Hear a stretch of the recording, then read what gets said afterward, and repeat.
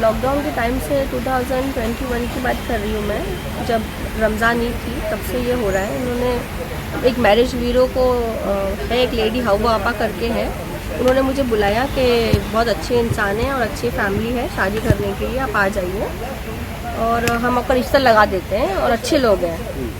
मैंने बोला मैं नहीं आती हूँ, लेकिन उन्होंने मुझे प्यार से बहला के फुसला के बुला लिया। मैं चली गई, मैंने बोला ठीक है मैं आती हूँ। सर मैं गई, इनसे मिली, मिलने के बाद इन्होंने मुझे तसल्ली दिलाई कि मैं बहुत बिग बिजनेसमैन हूँ, हम लोग अच्छी फैमिली है और आपको अच्छे से रखेंगे, आपको दिलासा दिया मुझे बहुत, और अपने घर पे भी ले गई है। इवन सेम डे बैंड्रा में रहते हैं, कांटा रोड पे, महमूद हसन कादरी। सर ये मुझे अपने घर ले जाने के बाद में उन्होंने अपने बेटों से बहू से मिलाया मुझे। मैं ईद के 6 दिन बाद रोज़े रखती हूँ, ईद के ससा ईद के, तो मेरे रोज़े का टाइम था। मैंने बोला सर मुझे रोज़ा रखना है, मुझे जाने दीजिए। बोले नहीं नहीं आप यहीं पे रोज़ा खोलो। मैंने रोज़ा खुलवाया, अपने घर से मिलाया और आ गई मैं फिर अपने घर पे। फिर इनका सिलसिला शुरू हुआ, ये मुझे कॉल वॉल करने लगे और हमेशा ही जब भी मुझे मिले हैं रात को ही मिले हैं, दिन में कभी नहीं मिले इन लोग। इनकी फैमिली भी रात को 2 बजे 1 बजे के बाद ही ये मिलते थे। उन्होंने फिर मुझे प्यार से बोला आप यहाँ पे रहो, यहाँ पे लश्करिया इम्प्रेसा है, लश्करिया इम्प्रेसा में मुझे रेंट पे इन्होंने सर रख दिया कि यहाँ पे ही तुमको हम लोग घर लेके दे देंगे और तुमको निकाह करके हम अच्छे से रखेंगे। डैडी हमारे अच्छे हैं, इनकी पूरी फैमिली इन्वॉल्व, बेटे बहू, इनकी भांजी है कैकशा सब। फिर ये रात को आने लगे जाने लगे। फिर ऐसा करते करते 2-4 महीने हो गए, तो उन्होंने मुझे फोर्सफुली बोला कि अब निकाह करते हैं, मुझे निकाह करना है। तो ये मुझे खंडाला ले गए। उन्होंने बोला कि हम लोग आके धूमधाम से ताज में निकाह करेंगे। पहले हम लोग छोटा सा रिसेप्शन खंडाला में, मेरी बहन लोग रहती है लोनावला में, वहाँ करते हैं। तो सर मैं अब मेरे माँ बाप नहीं, मेरे पेरेंट्स नहीं, मैं अकेली रहती हूँ। तो मैं इनके साथ खंडाला चली गई। मुझे दुल्हन बना के इन लोग लेने आए रात को और लेके चले गए खंडाला में। इन्होंने मुझे ज़ारा होटल में मुझे इन्होंने रखा। ज़ारा में काजी को बुलाया, वहाँ पे कोई लेडीज़ नहीं थी, सब जेंट्स थे।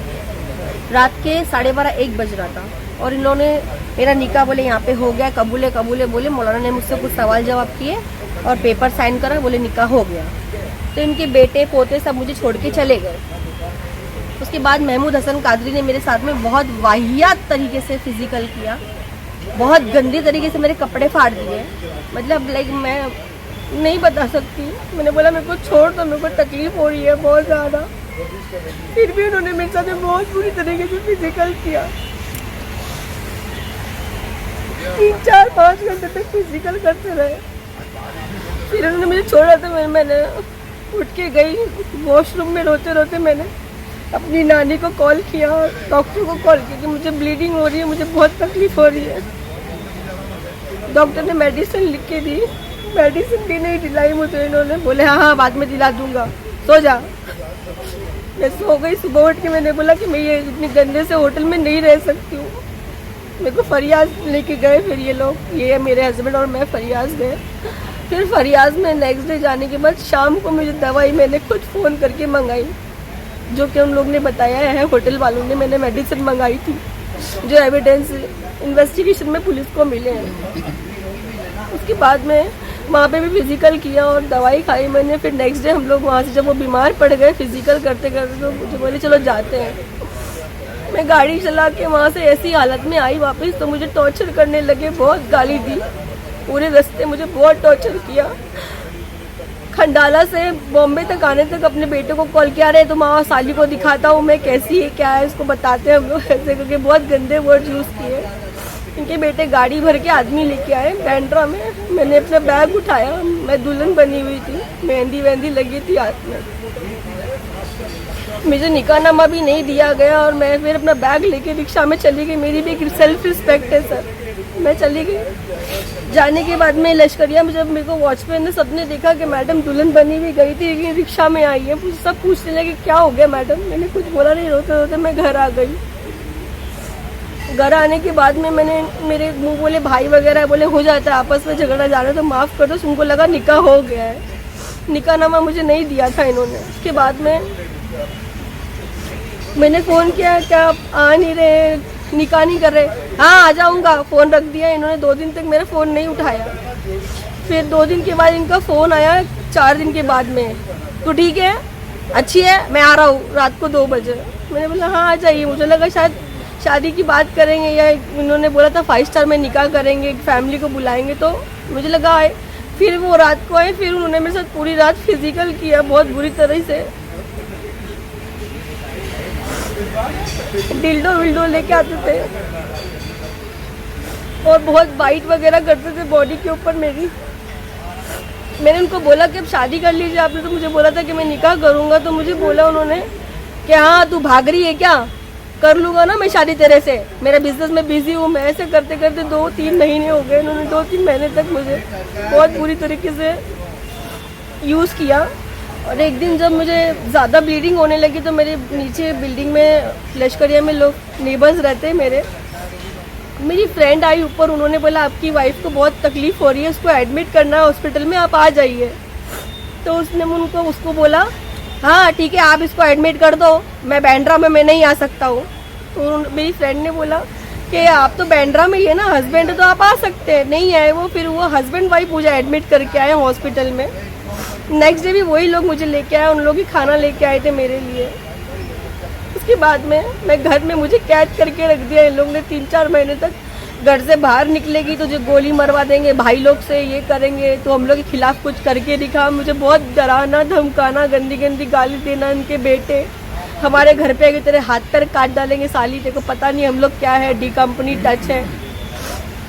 पहले इन्होंने प्यार मिला के मुझे अपने इनलीगल बिजनेस सब बता दिए थे। इनके इनलीगल बहुत बड़े लेवल पे बिजनेस है हवाले का सर, और इनके होटल्स हैं बांद्रा में, इनके बहुत सारे फ्लैट्स रेंट पे चढ़ते हैं। और इन्होंने मुझे मतलब इस तरीके से बोला कि हमारे पास बहुत पैसा है, तुझे कुछ करने नहीं देंगे, तुझे तेरा मर्डर करवा देंगे।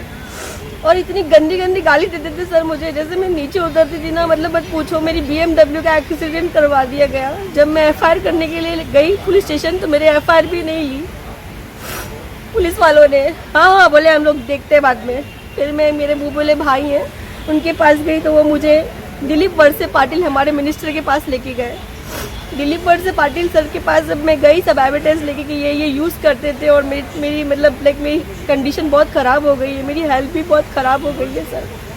तो दिलीप वळसे पाटिल सर ने ऑर्डर किया कि CP क्राइम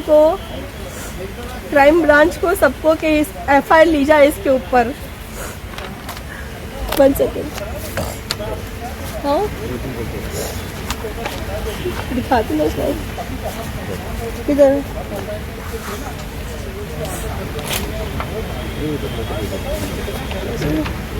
नहीं वो जो ऑर्डर था ना मेरा दिलीप वळसे पाटिल सर का, दिलीप वळसे पाटिल सर ने ऑर्डर किया क्राइम ब्रांच पे इनके ऊपर FIR ली जाए। ओशीवाला चौकी में उनके PA ने कॉल किया। मेरी गाड़ी का एक्सीडेंट कराया गया था। ये महमूद हसन कादरी है, ये इनकी नकली ID है जो दिखाई थी इन्होंने मुझे झूठ एज बता के शादी करने के लिए। फिर सर मैंने एंटी एक्सटॉर्शन सेल में कंप्लेंट की इनके खिलाफ कि मुझे गंदी गंदी गालियाँ देते हैं, भाईगिरी की धमकी देते हैं और मेरे जानलेवा 3 बार अटैक हो चुके हैं मेरे ऊपर। सर वहाँ से भी इन लोग की रिपोर्ट आई कि इन लोग के ऊपर गुना दाखिल हुआ है, आप चेक कर सकते हो। सांता क्रूज में इनके ऊपर गुना है, इन्होंने दंगल करवाया है। एंटी एक्सटॉर्शन सेल से इनकी रिपोर्ट आई है। रूपाली चाटनकर ह्यूमन राइट्स के पास भी मैं गई थी, उन्होंने भी ऑर्डर किया कि FIR ली जाए, तो भी FIR नहीं ली। अमर उपाध्याय ऑफिस अपना अमर पाटिल पुलिस ऑफिसर ने बहुत पैसे खाए ये मैटर में सर। अभी उनका ट्रांसफ़र हो गया है और अमर पाटिल ने इनको बुलाया पूछने के लिए कि ये आपकी कौन लगती है।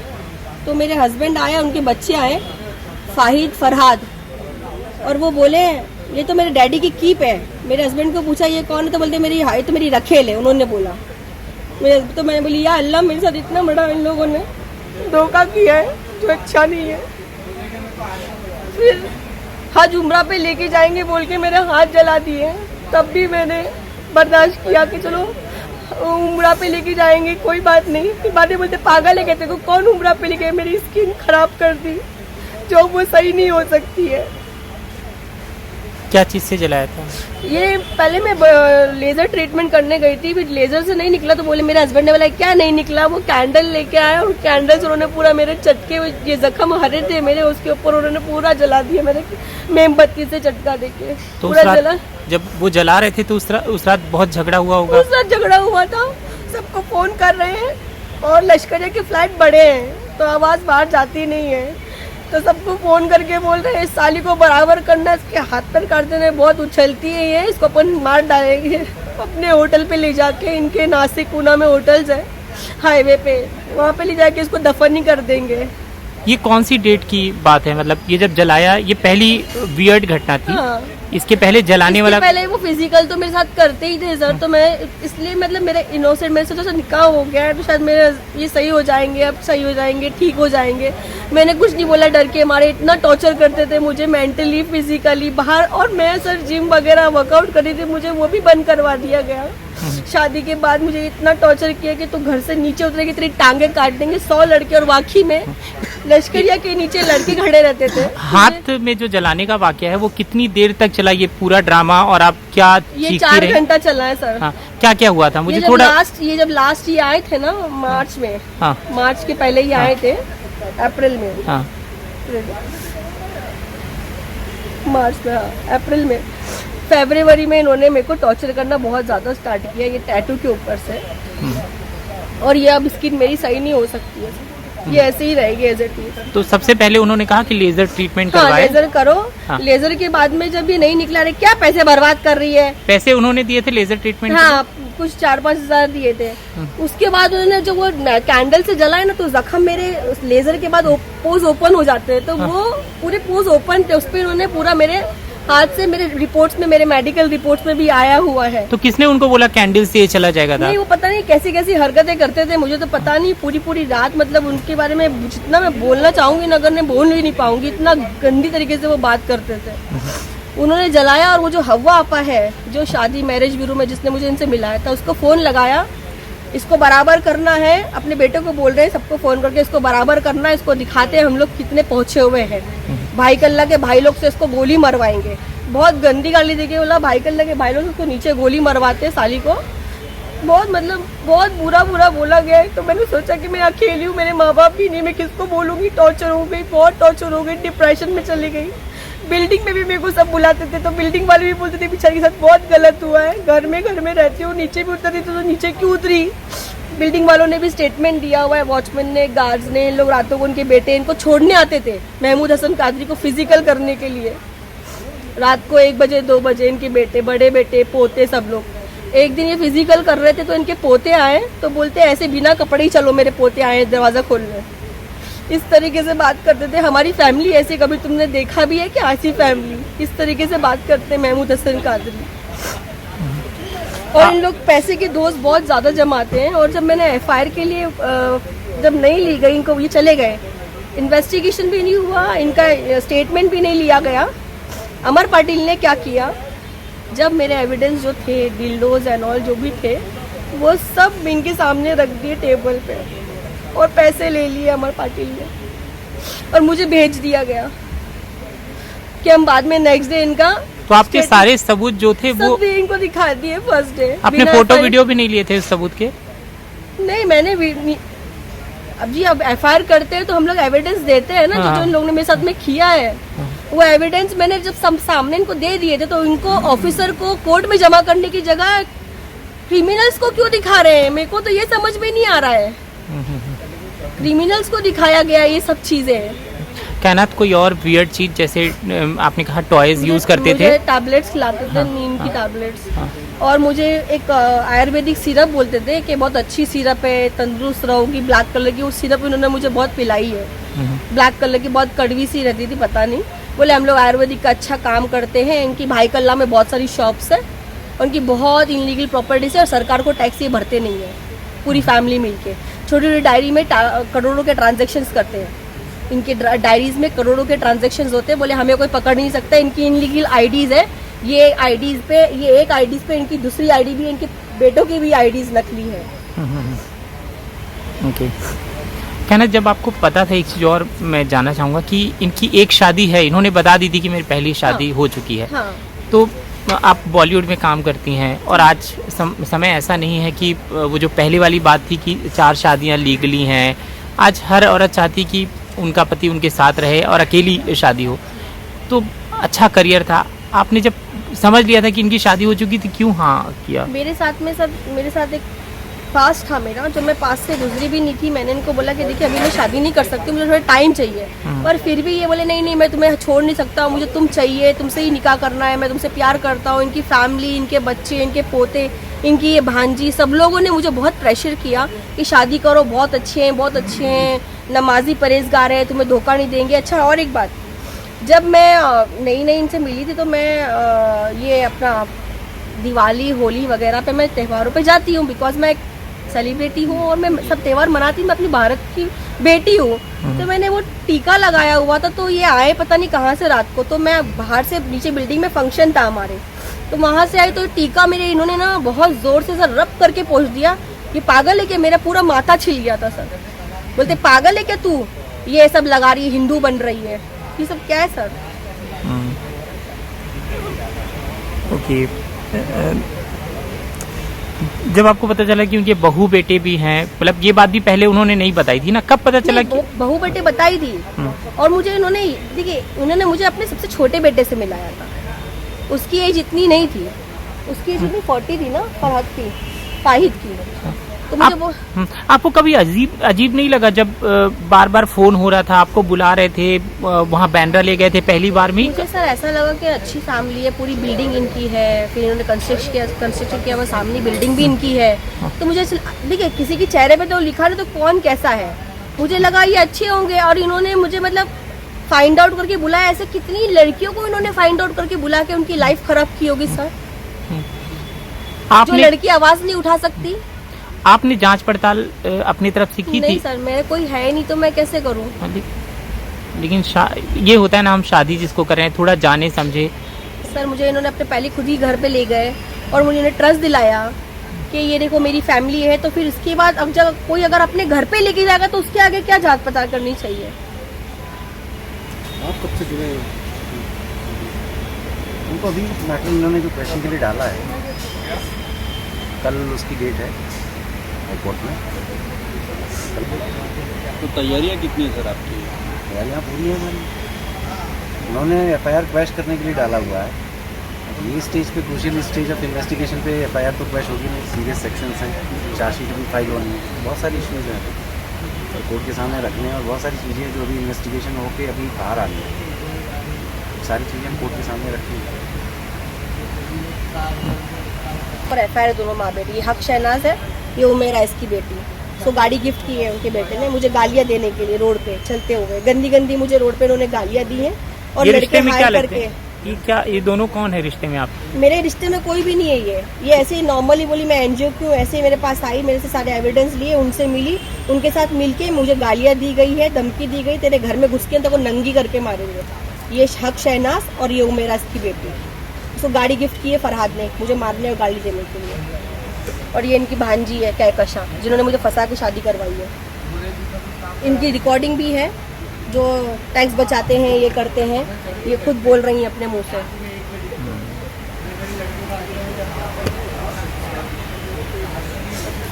सर मैं बहुत बीमार थी, बहुत सीरियस थी। इन लोग ने अपनी बेल करवा ली, ये आए भी नहीं थे, ये पूरी बिल्डिंग ब्लॉक करके भाग गए थे। पुलिस ने इनको पूरा सपोर्ट किया, VVIP ट्रीटमेंट दिया गया इनको। और सर अभी दूसरे जो ऑफिसर है उनको हाईकोर्ट ने ऑर्डर भी किया है कि इनके ऊपर री इन्वेस्टिगेशन की जाए, तो भी नहीं किया गया। नवरात्रि में मैं बंदोबस्त पे हूँ, कैसे बुलाऊँ? मैंने पूछा क्या हुआ सर, क्या किया?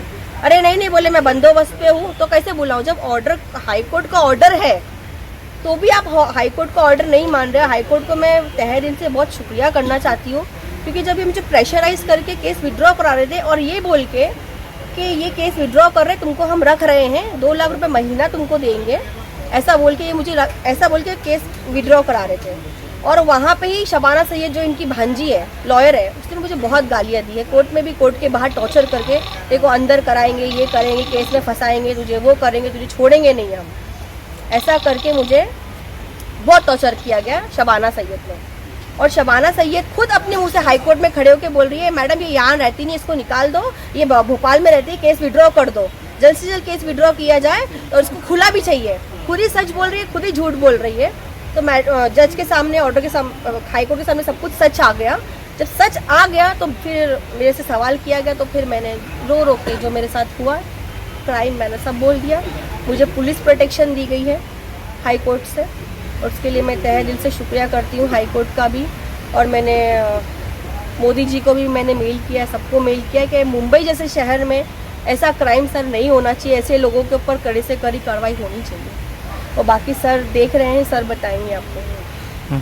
सर लीगल का पूरा एक ब्यौरा आप दे दीजिए, क्या क्या हो चुका है, क्या क्या होने वाला है।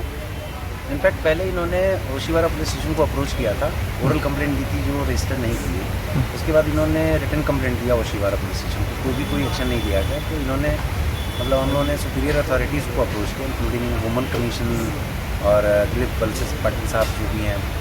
तो जो सुपीरियर ऑफिसर्स हैं उनकी इंटरफेरेंस के बाद ही यहाँ इस मैटर में FIR लॉन्च हुई। FIR लॉन्च होने के बाद भी इन्वेस्टिगेशन पूरी तरीके से निर्विघ्न सन्नाटा, हुआ ही नहीं कोई है। इन्वेस्टिगेशन में प्रोग्रेस नहीं है, कुछ नहीं है। और इवन हमारे बार बार परस्यू करने के बावजूद भी इन्वेस्टिगेशन में कोई प्रोग्रेस नहीं हो रही है। इवन आरोपी पुलिस को बुलाने के बाद भी नहीं आ रहे हैं पुलिस स्टेशन में इन्वेस्टिगेशन के लिए, लेकिन पुलिस अपनी तरफ से कोई एक्शन नहीं है। इस बीच इन्होंने हमारे क्लाइंट के ऊपर जान का हमला भी करवाया 2-3 बार, और जिसकी सूचना दी गई थी पुलिस को, लेकिन पुलिस ने उसमें भी कोई एक्शन नहीं लिया। इस बीच में इन्होंने ऑनरेबल हाई कोर्ट को अप्रोच किया कि मैटर क्वैश किया जाए। जो मैटर अभी कल लिस्टेड है ऑनरेबल हाई कोर्ट के सामने, और उसमें हम कॉन्टेस्ट कर रहे हैं। इनका ये कहना है कि हमारा ये मैटर सेटल हो चुका है हमारे क्लाइंट के साथ में, और बाई म्यूचुअल कंसेंट हम इसको विड्रॉ करना चाहते हैं, जो सही नहीं है। उन्होंने कोर्ट को भी मिसगाइड किया हुआ है, और जो हम सारी चीज़ें हम ऑनरेबल कोर्ट के सामने रखेंगे। सर ये सब न्यूज़ देने के बाद मैं ये बोलना चाहती हूँ कि मेरी जान को बहुत खतरा है। इसके बाद न्यूज़ होने के बाद तो और भी मेरी जान को खतरा है। तो इसके बाद अगर मुझे कुछ भी होता है, जैसे कि ये शहनाज, ये उमेरा, ये जितने भी लोग हैं जिन्होंने मुझे टॉर्चर किया है, गाली दी है, सर मुझे प्रोटेक्शंस चाहिए और मुझे सिक्योरिटी चाहिए। मुझे कुछ भी होता है इसके जवाबदार ये सब लोग होंगे। तो आपके साथ तो जो नीचे महिला पुलिस बैठी हाँ, हैं वो आपके लिए जी, हैं, मेरे लिए बैठी है। तो आपके साथ 24 घंटे रहती जी हैं। जी, डे और नाइट रहती है। हाईकोर्ट ने सुओ मोटो एक्शन लेते हुए, ऑनरेबल हाईकोर्ट ने सुओ मोटो करते हुए इनके लिए सिक्योरिटी अरेंज की, जी क्योंकि कोर्ट रूम में हियरिंग के टाइम पे ही लास्ट डेट पे कोर्ट को ये भनक थोड़ी सी लग गई थी आइडिया कि there was something fishy, something wrong is happening. हाँ कोर्ट ने अपनी तरफ से इनके लिए सिक्योरिटी प्रोवाइड कराई है। हाँ, कोर्ट ने मुझे प्रेशर कर रहे थे, टॉर्चर कर रहे थे, ऐसा बोलो, केस विड्रॉ करो, ये बोलो, तो कोर्ट में ही हुआ है ये। तो लास्टली मैं आपसे जानना चाहूँगा कि एंड में आपकी क्या मांग है, आप क्या चाहती हैं? मैं मांग ये चाहती हूँ कि जो मेरे साथ हुआ है, जी मैं फाइट कर रही हूँ, इसलिए फाइट कर रही हूँ कि दोबारा ऐसी किसी लड़कियों के साथ ना इंसाफी पैसे के लेवल पे प्लीज़ ना हो। और ये जो टैक्स बचा रहे हैं गवर्नमेंट से, इनलीगल कारोबार करते हैं, ऐसे लोगों पर कार्रवाई होनी चाहिए सर। मेरे हाथ जला दिए, वो वापस आ सकती है, मेरी स्किन सही हो सकती है क्या, आप बताइए मुझे। नहीं हो सकती है सर, वो मेरे पे बीती है सर। मैं इतने डिप्रेशन फेस कर रही हूँ, मैं इतना बहुत हेल्थ वाइज मेरी इश्यूज हो गई है, मेरी ओवरीज में मुझे गांठ हो गई है, इनकी वजह से मैं क्या करूँ बताइए मुझे मेडिकल की ज़रूरत है, लेकिन कौन करेगा। इन लोगों ने मुझे 6-7 महीने से कोई पैसे कुछ नहीं दिए, मेरी सिक्योरिटी भी नहीं देखी इन्होंने। मुझे धक्के मार के निकाला गया लश्करिया से सर, आपको पता है, धक्के मार के इन्होंने पैसे के बलबूते मुझे घर खाली करवाया है सर। कोर्ट ने अभी उसके लिए कोई ऑर्डर नहीं दिया सर कि इनको घर वापस मिले या पैसे मेंटेनेंस किस तरह की? नहीं, अभी फिलहाल हमने एक डोमेस्टिक वायलेंस एक्ट में एक एप्लीकेशन डाल के रखी है मेट्रोपॉलिटन मजिस्ट्रेट अंधेरी कोर्ट में। अभी उसकी सुनवाई होनी बाकी है।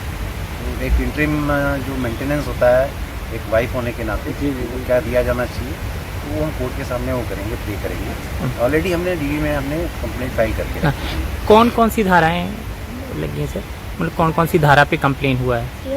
ये FIR कॉपी प्रोवाइड करा दे, हाँ। 376 है, 377। हाँ, अननेचुरल, जानलेवा हमला Yes. करी। अननेचुरल, हाँ, ओके। और 498 A है और 324 है, 506 पार्ट ऑफ इंडियन पीनल। और एक और धारा और हमला अभी करी। जो इनके ऊपर 2-3 अटेम्प्ट हुए हैं मर्डर के लिए, उसके लिए हमने पुलिस को बार बार बोला है, जिसमें अभी पुलिस ने कोई संज्ञान नहीं लिया है। और जिस बात को हम कोर्ट के सामने कल ऑनरेबल हाई कोर्ट के सामने रखेंगे, तो हम ये भी चाहते हैं कि 307 उसमें ऐड किया जाए उस FIR में, क्योंकि वो clear cut that was an attempt to murder. हाँ, ताकि हमारे क्लाइंट को हमेशा के लिए खामोश कर दिया जाए इस मैटर में। तो उसके लिए हम ऑनरेबल हाई कोर्ट से प्रे करेंगे कि ये सेक्शन ऐड करवाया जाए। आपका मैं कहीं भी मेडिकल जाती हूँ, मैं कहीं जाती भी हूँ ना, जैसे मेडिकल जाती हूँ या कहीं भी जाती हूँ, तो पुलिस वालों को भी धक्का दिया जाता है ऐसे। लाइक जो रोड पे लड़के होते हैं ना, वो चॉकलेट लेने के बहाने से, मेरे को अभी परसों के दिन भी हुआ मेरे साथ में। तो वो जो आपके साथ टॉर्चर किया जा रहा है। जो महिला पुलिस है वो जानती हैं कि आपके ऊपर हाँ, बार बार महिला उसको भी धक्का मारा गया है। आपका मेडिकल हो गया था ना? जी मेडिकल हो गया है, लेकिन 377 सब कुछ चीजें गायब कर दी गई है। मेडिकल मेरा सब हो गया है। तो मेडिकल रिपोर्ट आपको मिली नहीं थी? मेडिकल रिपोर्ट पुलिस स्टेशन में है। सबसे बड़ी बात यह है कि जो रेप केसेस में कंपलसरी है, हाँ।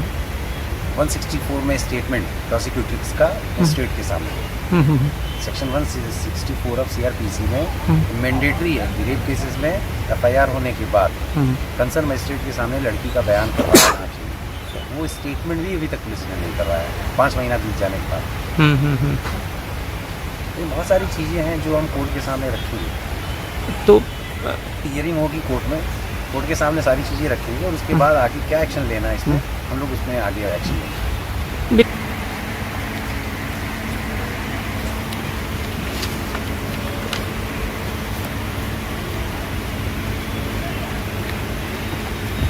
शबाना सैयद का ये तो उनका है ना? यही है कोर्ट में जो पिटीशन फाइल किया है। ये उन लोग ने किया है ना, निकालिए पढ़ के।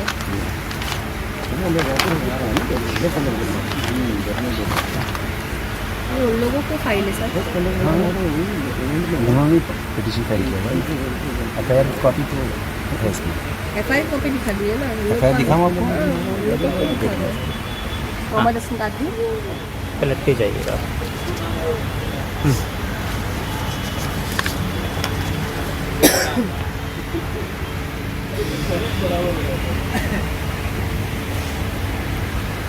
सर 3-4 एफआईआर लगाई है उसमें, मोहम्मद हसन कादरी की दिखाई है।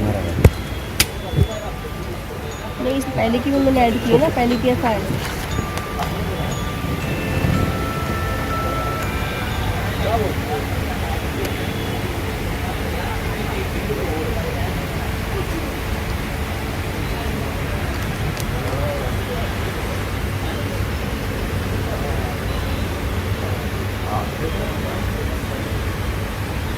महमूद हसन कादरी का नाम है इसमें? महमूद हसन कादरी का नाम है जिसमें हाँ मुश्ताक की भी है, इसमें अमित की भी है, तो वो नहीं हो जाएगा? नहीं, वो अलग है, इसलिए मैंने देखा।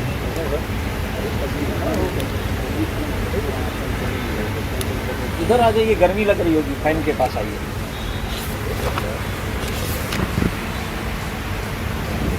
संजय भाई की स्टोरियों के ही 10-10 लाख व्यू हैं। रिकॉर्ड कर स्टार्टिंग में लोगों ने उसका लगाया था ना, महमूद हसन का। वो अलग है यार, वो भी लगा है इसमें। हाँ कहाँ आगे ही लगा हुआ इसके है। बाद वो अपने को दिखाना। अच्छा।